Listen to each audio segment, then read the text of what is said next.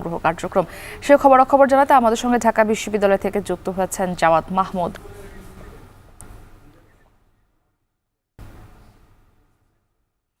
Javad, সাধারণ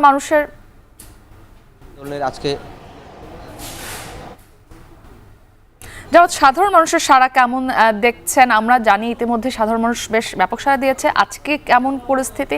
এবং দেখতে পাচ্ছি আপনি যেখানে দাঁড়িয়ে আছেন প্রচুর ত্রাণে আসলে তৈরি করা হয়েছে, প্রস্তুত করা হয়েছে, সেগুলো কবে নাগাদ বন্যা কবলিত মানুষের কাছে পৌঁছে দেওয়া হবে?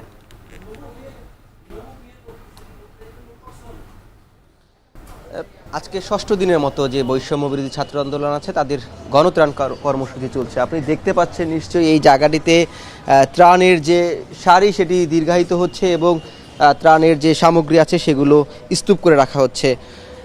যেটি বলছিলেন যে তারা প্রতিদিনেই এই বৈষম্য বিরোধী ছাত্ররা তারা প্রতিদিন ত্রাণ সংগ্রহ করছে টিএসসিতে, ঢাকা বিশ্ববিদ্যালয়ে যে জিমনেশিয়াম আছে এবং খেলার মাঠ আছে সেখানটিতে, ডাকসুতে, এবং প্রতিদিনের ত্রাণেই তারা প্রতি রাতেই পাঠিয়ে দিচ্ছে। যেমন গতকালকে রাত্রেই 25 থেকে 30 ট্রাক তারা কিন্তু এই যে বন্যা কবলিত যে এলাকাগুলো আছে সেগুলোতে পাঠানোর ব্যবস্থা করেছেন। আজকে সকাল 8টা থেকে প্রতিদিনের ন্যায় সকাল 8টা থেকে ত্রাণ কার্যক্রম তাদের শুরু হয়েছে এবং এটি রাত 10টা অবধি চলবে। যেটি হচ্ছে এখন এখানে এসে যে আমরা যেটা দেখলাম যে বিশেষ করে এখন নগদ অর্থ এই টিএসসিতে নেওয়া হচ্ছে, এছাড়া ঔষধ এবং শুকনো খাবার নেওয়া হচ্ছে। আরেকটি বিষয়, যারা এই এখানের কাজ করছেন স্বেচ্ছাসেবক হিসাবে, তারা বলছেন যে প্রচুর মানুষ পোশাক দিচ্ছিলেন, কাপড় দিচ্ছিলেন, সেটি আপাতত নেওয়া বন্ধ হয়েছে। এখন শুকনো খাবার এবং যেটি মুদি পণ্য, তেল, ডাল, লবণ, এই সব পণ্য আসলে নেওয়া হচ্ছে এবং সেগুলো প্যাকেটিং করে এই যে টিএসসির যে অভ্যন্তরের জায়গাটিতে আছে, যেহেতু এখন একটা দুর্যোগপূর্ণ আবহাওয়া চলছে, ক্ষণে ক্ষণে বৃষ্টি হচ্ছে, সেজন্য তারা এই যে তাদের প্রক্রিয়া করে প্রস্তুত করে এখানে এই টিএসসিতে জমানো হচ্ছে। এবং এই টিএসসির সাথে সাথে কিন্তু ঢাকা বিশ্ববিদ্যালয়ের যে শরীরচর্চা কেন্দ্রের যে মাঠ আছে সেই মাঠের যে গ্যালারির জায়গাটি আছে সেটিতেও কিন্তু জমানো হচ্ছে। সকালে যেহেতু শুরু হয়েছে, কিছুটা দুর্যোগপূর্ণ আবহাওয়ার ফলে সকালে একটু ঝিরিঝিরি বৃষ্টি হয়েছিল, সেজন্য আমরা দেখেছি যে ত্রাণ যারা দিতে আসছেন সেই সংখ্যাটা এখন পর্যন্ত কম আছে।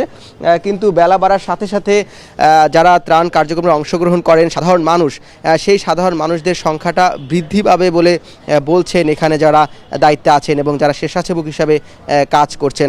আর একটি বিষয় যেটি তারা জানিয়েছেন যে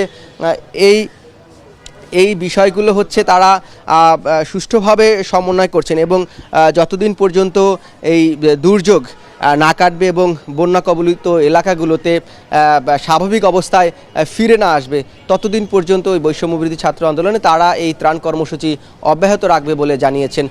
এই ছিল ঢাকা বিশ্ববিদ্যালয় থেকে ছাত্রদের ত্রাণ কর্মসূচির সবশেষ। ঢাকা বিশ্ববিদ্যালয় থেকে ত্রাণ কার্যক্রমের সবশেষ জানাতে যুক্ত ছিলেন জাওয়াদ মাহমুদ।